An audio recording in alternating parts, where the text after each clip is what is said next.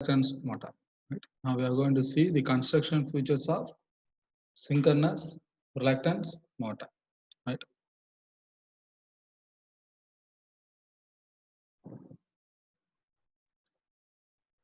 So as like the other machine, the main parts of the synchronous motor is stator and rotor.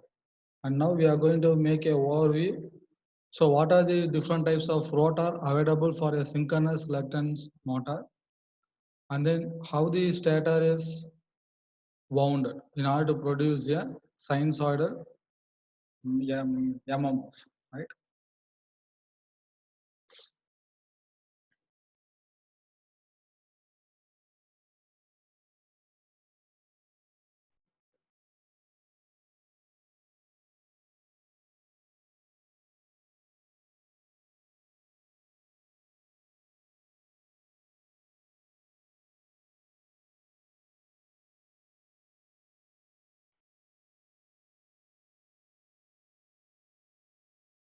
So coming to the rotor, as we have said, now we are going to discuss about the synchronous reluctance machine, right? So coming to the basic structure of synchronous reluctance motor, so so there should be some reason for why we are going for the synchronous reluctance motor, right? So it is a simple AC machine. This one is a simple AC machine, right? This is a simple AC machine, right? And it is now going to rotate at a synchronous speed with the principle of reluctance, right? So the major drawback in the switcher reluctance motor is it is having a torque ripple in its torque characteristics, right? So in order to avoid those things, we are going for a synchronous reluctance motor. How we can say this is possible, right? So here by seeing the construction, we can be able to identify that the stator is of salient poles. The stator is having a salient poles, whereas the rotor is not a salient pole. It is like a form of cylindrical.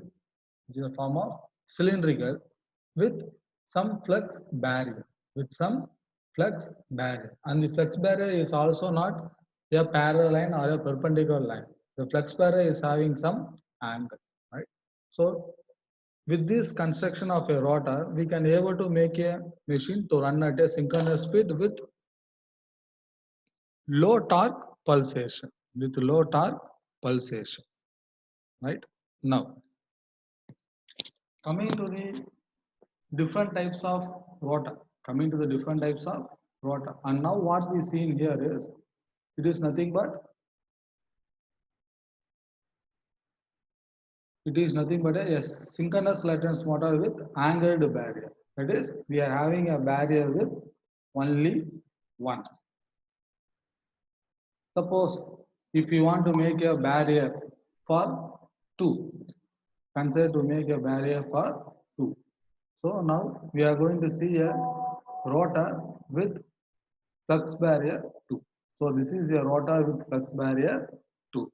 So why we are going for this two flux barrier means why we are going for a two flux barrier means suppose if the torque ripple is more, the torque ripple is higher, the torque ripple is higher, then we are going for the two number of flux barrier. Suppose if you want to reduce more amount of torque ripple here, then again we are going for the one more increasing number of flux barrier, right? And then and this is flux barrier with 3, and then now flux barrier with 4. So we have to know the reason why we are going on increasing and increasing, and which rotor will suit for which application, right? And that we have to concentrate. Suppose if I am using a 4 barrier, 4 flux barrier, then definitely this type of rotor will be used only for the low speed application because its mechanical strength is somewhat weak, right?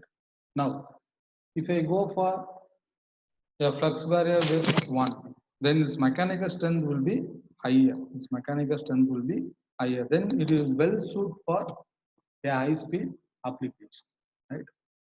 Suppose if you want to make the machine of 4-barrier flux, 4-layer of flux barrier for a higher speed application, then we have to design the flux barrier according to this constraint, right? Now, the another type is notched one. The another type is notched one. Now you are seeing the flux barrier which is founded in a rotor. Now we are going to see this rotor is now going to have a notched structure. Notched means what? Removing some part of the rotor, right? So that is said to be as notch. So look over here. Now we are going to get a notch structure. So this one is nothing but a notch.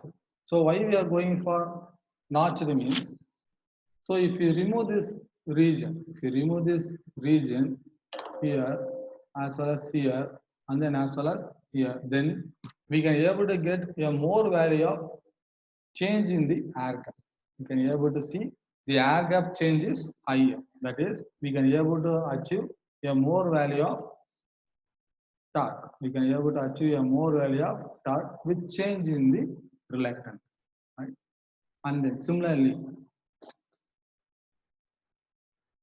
and this notched type of 4-layer flux barrier can be preferred with 3-layer flux barrier. So all these layers, 1 layer, 2 layer, 3 layer, 4-layer flux barrier is depend only on the application. Which type of application or which type of flux barrier that we are going to choose, right?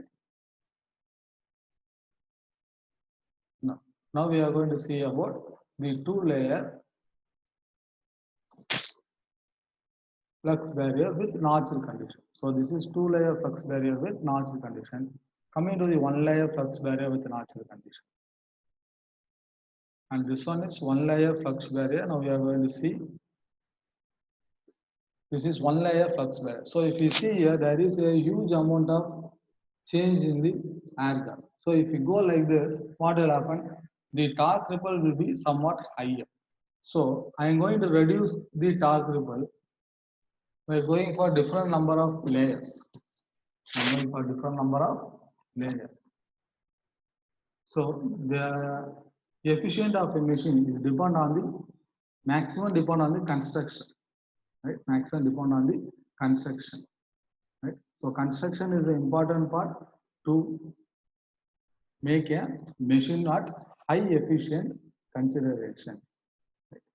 Now, coming to another type of synchronous reluctance motor.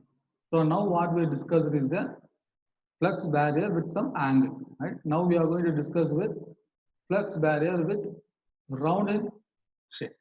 So now we are going to see a flux barrier with rounded shape, right? See, the flux barrier is now somewhat round in shape. So this is for 1 layer.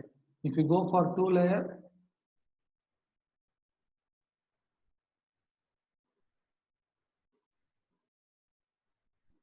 so this one is for 2 layers, so that the flux barrier will be increased. Now coming to the 3 layer,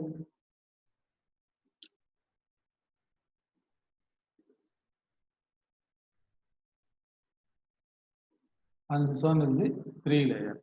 Right? See that if you want to make the flux barrier, and this one is the flux barrier, right? So what we're discussing here, and this one is the flux barrier 1, 2, and 3. This width of the flux barrier can be make it as a constant value, or we can able to change the flux barrier value.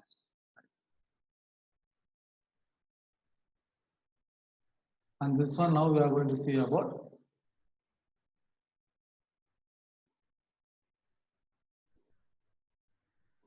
a 4-layer flux barrier. Now, in this 4-layer flux barrier also there is a notch type. Notch type means some part of, so this part of the rotor will be cutted out. So that is called as notch. So if you do like that, we can able to get a more amount of change in the air. Right? So this one is notch. So coming back to the structure that is without notch one for the 4-layer. So this is the structure for the synchronous reluctance motor for 4-layer without notch. Now we are going to see the structure for with notch.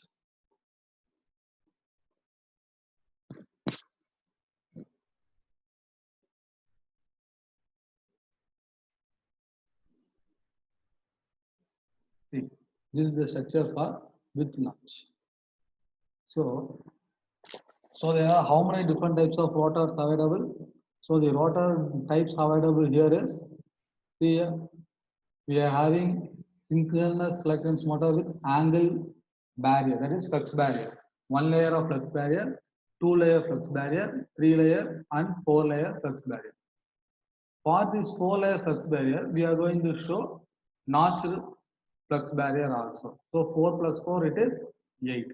So all these flux barrier is of angled flux barrier, right? Now there is round barrier also. So for the round, another 8 is there. So totally 16 type of rotor is available. So totally for synchronous reluctance motor, 16 type of rotor construction is available, right? Just to draw the diagram.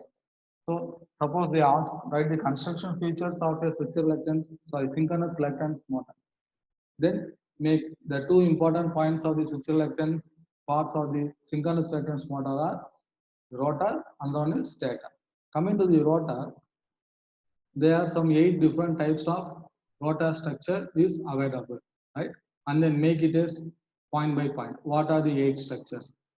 1 layer with angle flux barrier, 2 layer with angle flux barrier, 3 layer angle flux barrier, 4 layer angled flux barrier. Again, 1 layer angle flux barrier with notches, 2 layer angle flux barrier with notches, up to 4. Again, go for the circle flux barrier, up to 1, 2, 3, 4 layers. Again, notched flux barrier, up to 1, 2, 3, 4. Right? So totally, if you write 8, again make sub-heading. So take it as this one. So this will be the 4-layer circle flux barrier with notched condition. So draw this rotor alone. With this subtitle, draw this rotor alone until one point, some points, right?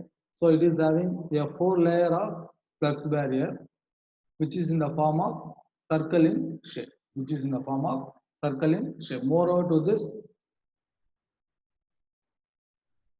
the part that is the outer periphery of the rotor, the outer periphery of the rotor along the axis, along the x-axis and y-axis are cut out or notched. So these are the two important points that we have to see. Right?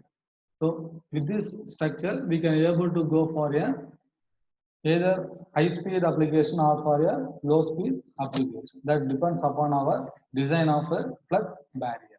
Right? So for one diagram, we are going to mention 2 or 3 points. Similarly, how many diagrams is there? 16 diagrams. 16 diagram, 16 heading you are going to mention, 16 diagram you are going to draw, and then below this diagram, mention any 2 points, that is enough. So totally how many points? 16 into 2, 32 points you are going to mention. So 32 points.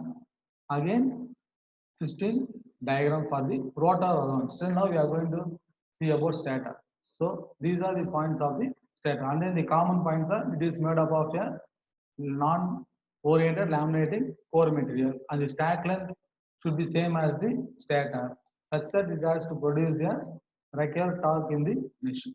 Right? So these are the common points for all the construction of pressure electrical machine. Right? And then now coming to the stator. Coming to the stator.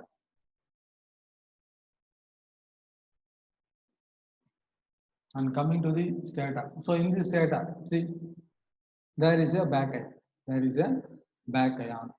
Again, there is a pole shoes.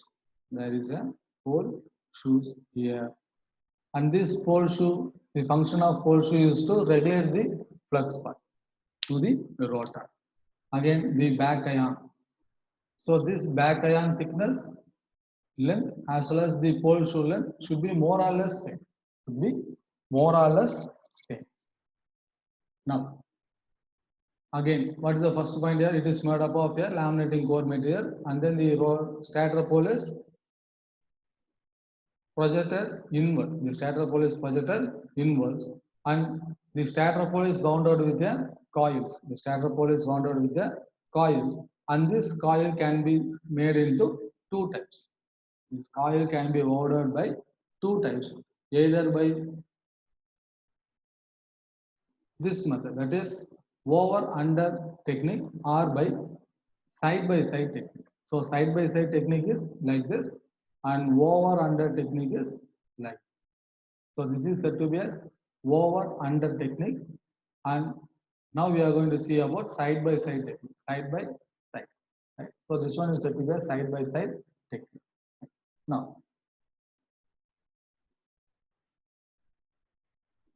and then going to the current part, going to the current part for phase A. And this is the current path for phase A. Right? So this is how the phase A current is revolving in the stator, so that the sinusoidal waveform is now going to be produced. Now we are going to see for the B phase. So this is for B phase. Right? This one is for phase B. And then now we are going to see for the phase C.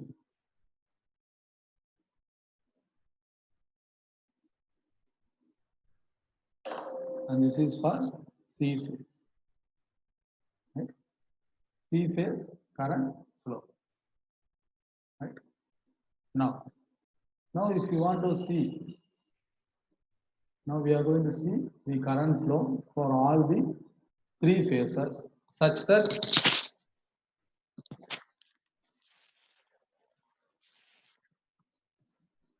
this is the current flow for the three phase, such that the three phase rotating magnetic field is now produced. Right? So by following this flux path, by following this current direction, the three phase rotating magnetic field is now produced. Right? So this motor is now developing motor for the industry drives application. Right? So previously they are look on with switch reluctance motor. Now they have come forward with the synchronous reluctance motor for their AC supply found in the stator. For the AC supply found in the stator, because there is no need of converting any type of supply what it is available. Right? Stator AC is available, and now we are going to convert the AC into a balanced AC, or DC is available. Stator put an inverter and get it a balanced AC. So that is the only drawback what we are available here. Right? So drawback here is we have to definitely feed a balanced sinusoidal supply to the synchronous reluctance motor. Balanced sinusoidal supply to a synchronous reluctance motor. Right? Otherwise, definitely, whatever may be the machine, that machine will produce a torque pulsation in the characteristics. Right? Not only the torque pulsation makes a effect. See here, the current is flowing.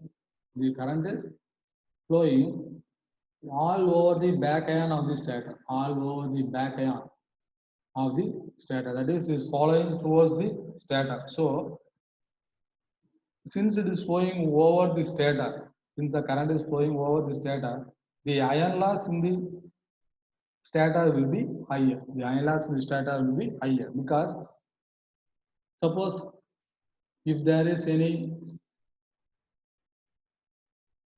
having a possibility of reluctance here, then we can say there is a possibility of some natural cooling is available. Right? But there is only this amount of air gap is available at the outer periphery of the rotor, and this is the path of reluctance at the outer periphery of the rotor. But for the generation of torque, we can be able to produce this flux barrier as the reluctance. So that is not the case. But if you want to get the natural cooling, there should be some reluctance at the outer periphery of the rotor, right? So that is also minimum here. So the losses induced in the machine also will be somewhat high. The losses induced in the machine will be somewhat high. So this is also one of the drawback, right? So by eliminating one drawback, or eliminating one drawback in the switch reluctance motor, such as the torque ripple, we are eliminated by using a synchronous reluctance motor. Again, but by using a synchronous reluctance motor, the ion loss in the synchronous reluctance motor seems to be higher, right? Again, we have to reduce the ion loss in the machine, right? So, how to reduce the ion loss in the machine? So, the better way to reduce the ion loss in the machine is now by making by selecting a proper laminating core material in the stator as well as the rotor, we can be able to reduce the iron loss in the machine. Right? So maximum they will be using cold rolled steel, or they will go for M90 lamination core material. So that two material will have a less value of iron losses. Right? So the iron losses are depend upon a plot of losses versus watts per kilogram. That is the loss curve. So depend upon the loss curve of the laminating material, the iron loss in the machine will be up. Right? So while selecting the laminating material, we have to consider about the BH curve of a laminating core material as well as the losses curve of a laminating core material. Right? And here, and this is the animation of the current flow. And coming to the winding type, there is two type of winding that can be available. One is star, right, that we are seeing. Another one is delta. And this is the delta structure. So now we are going to see clearly what is the winding type that is available in the stator. Right?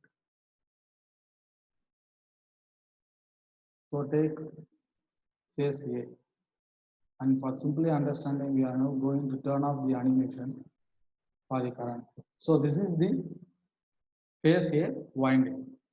This is the phase A winding for the delta connection, right? And for the star connection, so take any two. It starts from 4 and end with 7, right?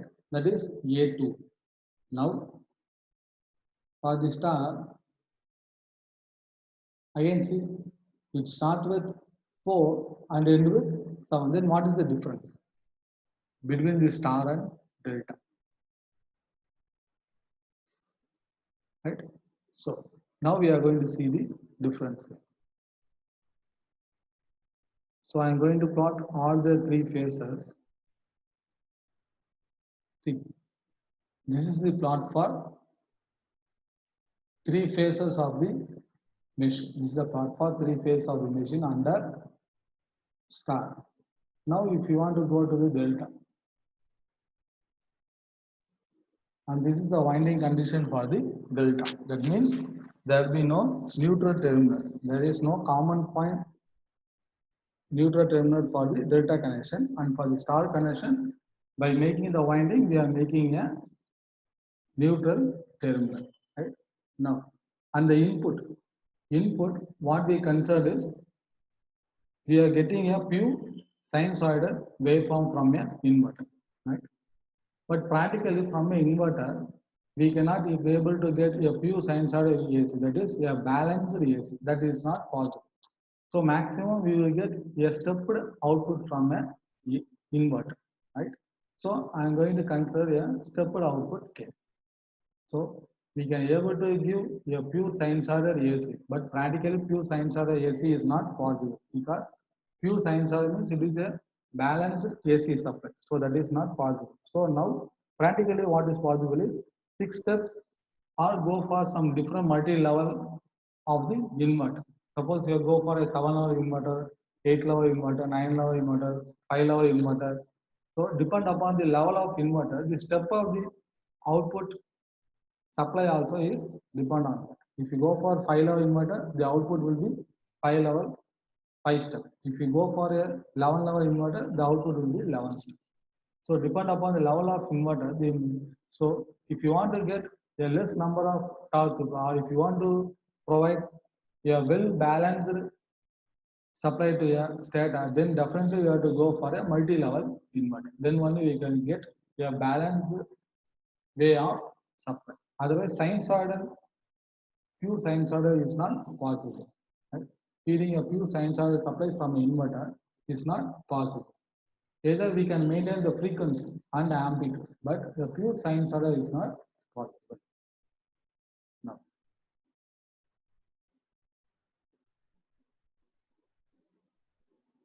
Right. So that's all about the construction of. And coming to the winding, we can able to wind in both lap and wave. Whereas here, coming to the wave, and this is not possible in the side by side winding technique. It is possible only in the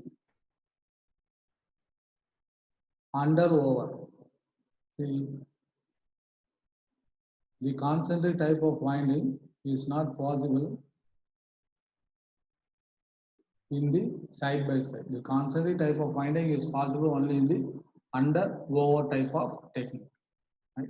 Again, the concentric also is possible. See here, this is for under over coil placement. That is winding technique. So for this winding technique, both lap winding as well as the concentric type of winding is possible. Whereas in case of side by side, the concentric type of winding is not possible for the side-by-side winding arrangement. So that is the one of the drawback in this synchronous reluctance model. Right? So coming to the stack length, the stack length of the machine should be for both stator and rotor should be same. Again for the shaft, coming to the shaft should be projected outwards the machine at the both sides, right? Such that suppose consider this is 60 mm. Definitely the stack length of the shaft should be maximum to the double the time of the machine. Suppose it's 50 mm, the stack length of the shaft should be 120 mm. So that is the maximum. Such that at this side 30 mm should be come outside, and the opposite side another 30 mm shaft should come out. And this is the three-dimensional view of your synchronous reluctance motor, right? And that's all for the class today. So, is there is any doubt?